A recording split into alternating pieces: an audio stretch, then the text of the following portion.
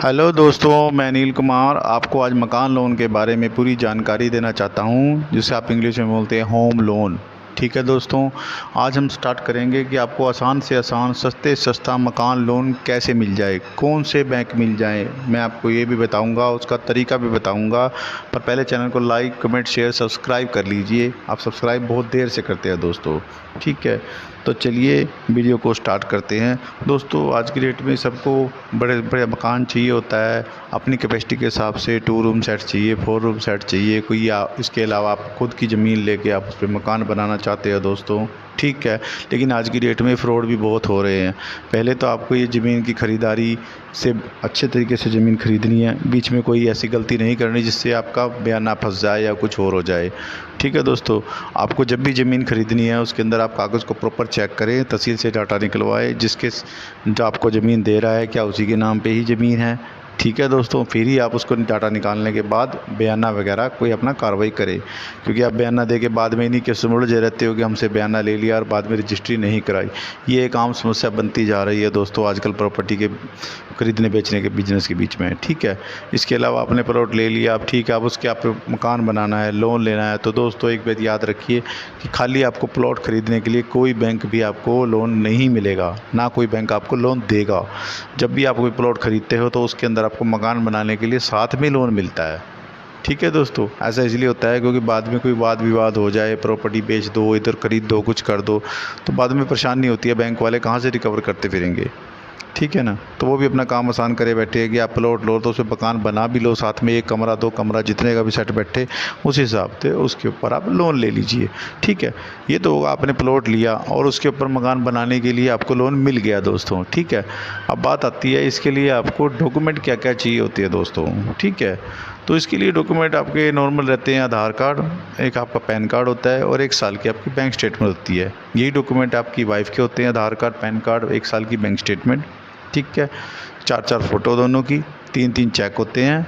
ठीक है, और इसके अलावा ज़मीन के पेपर होते हैं, उसके डाटा होता है कि 13-14 साल के अंदर कौन उसका मालिक था पहले, कौन नहीं था, ये आपको डाटा निकाल के देना होता है। और इसके अंदर एक डॉक्यूमेंट और बनाना होता है कि भार मुक्त है, कि आपसे पहले उस ज़मीन पर कोई लोन नहीं है। अगर लोन है तो आपको पहले वो ख़त्म कराना पड़ेगा दोस्तों, किसी भी तरीके से। जो भी है पेमेंट पे पार्शली पेमेंट बच रही हो या कुछ भी आप करके उसको ख़त्म करके एनओसी लोगे बैंक से। ठीक है, ये तो चले एक अलग प्रोसीजर हो गया। अब बात करते हैं आपके लोन की। ठीक है, आपके डॉक्यूमेंट हो गए, आपके वाइफ के डॉक्यूमेंट हो गए, इसमें एक जानकार भी चाहिए होता है। ठीक है, उसके पास भी वही आधार कार्ड, पैन कार्ड। ठीक है, अपना मकान हो, वो आपकी गारंटी डाल सकता है दोस्तों कि वो आपको जानता है। ठीक है, अब बात आती है कि आपके पास कितने सालों के लिए लोन होना चाहिए। अब आप अपनी ज़रूरत के हिसाब से देखते हैं कि तब 10 साल, 15 साल, 20 साल, 30 साल, कितने साल तक आप किस्त पे कर सकते हो, कितने बड़ी अमाउंट आपको चाहिए। वो एज़ पर लोन के हिसाब से होता है दोस्तों कि आप कैसा लोन ले रहे हैं, कैसा लोन नहीं ले रहे, कितनी आपकी कैपेसिटी कमाने की। मैं उन चीज़ों पे नहीं जाता, क्या आपका फाइनेंशियल सिस्टम है। ठीक है दोस्तों, मेरा काम है लोन की जानकारी देना, मैं आपको वो दे सकता हूँ। ठीक है, तो आपने ये सब डॉक्यूमेंट तैयार कर लिए।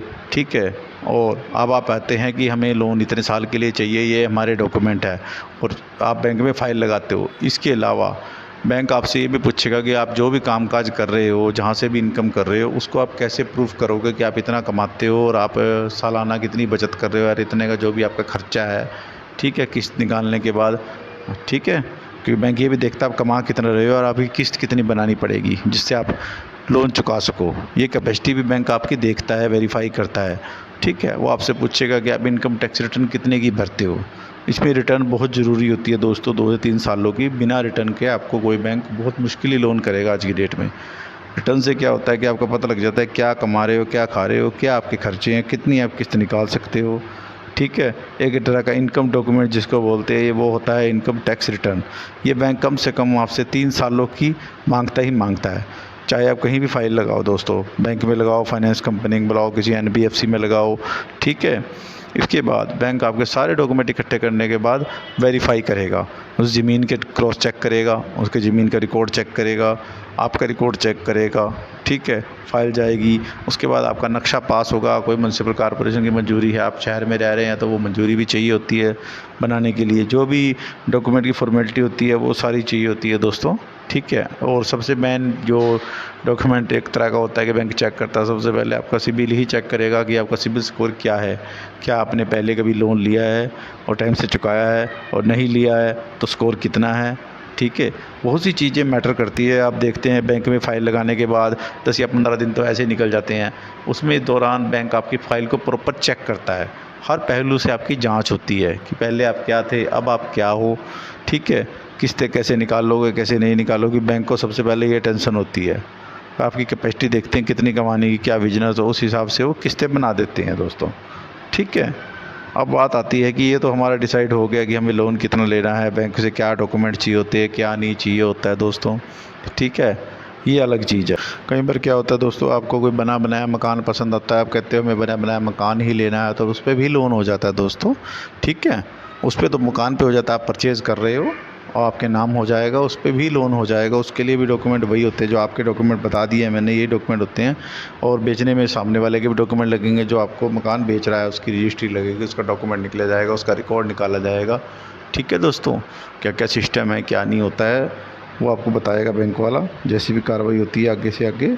ठीक है, अब बात आती है दोस्तों कि आपको सबसे मेन चीज़ होती है कि बैंक में ब्याज कितना होता है। सबसे बात यहाँ के अटक जाते हैं कि ब्याज क्या लगेगा आपके ऊपर। तो आपको बता दूँ, अगर आप फर्स्ट टाइम यूज़र हैं, पहली बार मकान ले रहे हो, इससे पहले आपने कभी लोन वगैरह नहीं लिया, ना गाड़ी लोन लिया है, ना मकान लोन लिया है, तो दोस्तों कम से कम आपको 9 से 10% पे जाके केस होता है आपका फ्लैट। ठीक है, अगर आप एक्सपीरियंस होल्डर हैं, आपके कोई लोन लिया है, ये ईएमआई वगैरह सही चल रही है आपकी, कोई बड़ा लोन लिया आपने, ठीक है दोस्तों, तो आपको कम से कम होम लोन पे 7.5 से 8% पे केस हो जाता है दोस्तों, नॉर्मल सी बात है। ठीक है, इसके लिए आपकी कैपेसिटी देखी जाती है, जो मैंने बताई है आपको कि लोन है या नहीं है, पहले फर्स्ट टाइम यूज़र हो, कैसे हो। और इससे अलावा भी एक कार्रवाई होती है इसके अंदर दोस्तों कि आप वो देखते हैं कि आप कि क्या पर्सन हो, क्या कमा रहे खा रहे हो। कई बार होता है कि बंदे के पास पेपर ही बहुत कम होते हैं दोस्तों, उसमें बैंक लोन तो चलो कैश उनके कर भी देता है, ज़मीन के पेपर ओके हैं, रिकॉर्ड ठीक है, आपका सिबिल अच्छा है, लेकिन आपकी जो फाइनेंशियली कंडीशन है वो ठीक नहीं होती, उसमें लोन चाहे बैंक आपका कम भी अप्रूव कर सकता है, पर उसमें आपको अपने पल्ले से लगाने पड़ेंगे, और उसमें ब्याज भी बहुत ज़्यादा लगता है दोस्तों।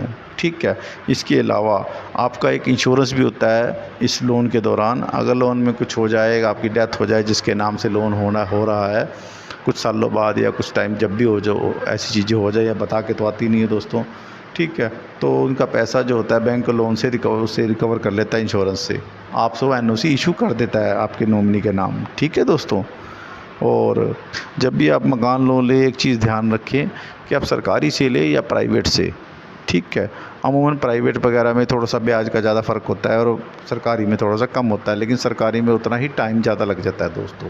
प्राइवेट से थोड़ा सा जल्दी होता है, हम लोग भी यही सोचते हैं कि प्राइवेट से रेफ़र करें, प्राइवेट से जल्दी काम हो जाता है, वहाँ से वहीं जल्दी पे लोन मिल जाएगा हमको, जल्दी अपने मकान में शिफ्ट हो जाएंगे। होता है सबके साथ ऐसे ही। सरकारी में थोड़ा सा सिस्टम, थोड़ा टाइम ज़्यादा लगता है दोस्तों, लेकिन रेट ऑफ इंटरेस्ट सरकारी में थोड़ा सही होता है। प्राइवेट में थोड़ा हिडन चार्जेस वगैरह, फोरक्लोजर चार्जेस वगैरह बहुत होते हैं, और बाद में आपको पता लगता है कि हमारे कितना ब्याज लगा दिया और कैसे क्लोज़ होगा, ये हिडन चार्जेस इतने सारे कहाँ से आ गए। ठीक है, तो पहले आप ये पेपर एग्रीमेंट चेक कर लें, पूछ लें कि क्या इंटरेस्ट लगेगा हमको और क्या चार्जेस है हमारे, तो ठीक रहता है दोस्तों। प्राइवेट से भी ले सकते हो, लेकिन आपको सब कुछ पता होना चाहिए कि क्या इंटरेस्ट है, क्या हिडन क्लोज है, कुछ है या नहीं है। ठीक है, ये आपको पता होना ज़रूरी है लोन लेते वक्त। ठीक है, इसके अंदर ये भी होता है दोस्तों कि आप जो मकान लोन ले रहे हो, कितने साल के लिए ले रहे हो, कम से कम उसको 2-4 साल बढ़ा के लें, क्योंकि वक्त का कुछ पता नहीं लगता दोस्तों, की कमाई सदा एक सी नहीं रहती, कई बार आगे पीछे रहती है, कोई ईएमआई 1-2 टूट भी जाती है दोस्तों। ठीक है, आप अपने हिसाब से कंफर्ट से किस्त देखें कि जितनी आप ईएमआई निकाल सकते हो। ठीक है, लोन को जल्दी उतारने के चक्कर में आप किस्त बड़ी बना लो, कल से आपसे दी ना जाए दोस्तों, तो उसका कोई फ़ायदा नहीं होता। कोशिश करें उतनी ईएमआई बनाएं जितनी ज़रूरी है और तब चुका सको। ठीक है, कल को खाम में आपके ऊपर कार्रवाई हो जाएगी। बैंक वालों को तो इशू है कि उनको पता भी हमें किस चाहिए, हर हाल में चाहिए, उनको आपसे कोई मतलब नहीं, आप कितना कमा रहे हो, किस महीने क्या नुकसान हुआ, क्या नहीं हुआ, उनसे उसके ऊपर कोई फ़र्क नहीं पड़ता दोस्तों। ऐसा अपनी जेब के हिसाब से किस्त बनवाएं जितनी आप निकाल सकें। ठीक है, ये जानकारी बहुत ज़रूरी है। आजकल क्या करते हैं लोग, किस्तें बनवा लेते हैं, पता होता नहीं कितनी बनवानी कितनी नहीं, बाद में जाके परेशानी होती है दोस्तों। अपने घर परिवार में सलाह करें कितने सालों के लिए और कितनी किस्त आप निकाल सकते हो। ठीक है, आपकी कोई क्वेरी हो तो हम उसको भी हल कर देंगे। नीचे स्क्रीन पर नंबर है, अगर आप कुछ चीज़ पूछना चाहे तो हम आपको बता भी सकते हैं। हम लोन वगैरह का काम करवा के भी देते हैं। अगर आपकी कोई क्वेरी हो तो हमें बताइएगा। ठीक है दोस्तों, आपको कोई सवाल हो तो आप हमसे पूछ सकते हैं। होम लोन से जुड़ा, क्रेडिट कार्ड से जुड़ा, कोई व्हीकल लोन से जुड़ा, ठीक है। इंश्योरेंस भी होता है हमारे पास। आपको इंश्योरेंस से कोई प्रॉब्लम रिलेटेड हो, व्हीकल इंश्योरेंस से, लाइफ इंश्योरेंस से जुड़ी कोई दिक्कत हो, आप वो भी डिस्कस कर सकते हैं। हम आपकी उसमें भी हेल्प करेंगे। हमारे जो सब्सक्राइबर होंगे हम उनके लिए भी ऑफ़र देंगे। अगर आप हमारे चैनल को सब्सक्राइब करते हो तो आपको अच्छी जानकारी मिलती रहेगी और नॉलेज भी मिलती रहेगी। ठीक है दोस्तों, और आपको हम लोन वगैरह भी करा के दे सकते हैं अगर आप हमारी सर्विसेज लेना चाहें तो। ठीक है, अच्छी जानकारी के लिए मेरे चैनल को लाइक, कमेंट, शेयर, सब्सक्राइब करना ना भूलें, क्योंकि सब्सक्राइबर ही आखिर में प्रॉफिट लेके जाएगा। ठीक है, उसी की नॉलेज बढ़ेगी और उसी का फ़ायदा होगा दोस्तों। ओके।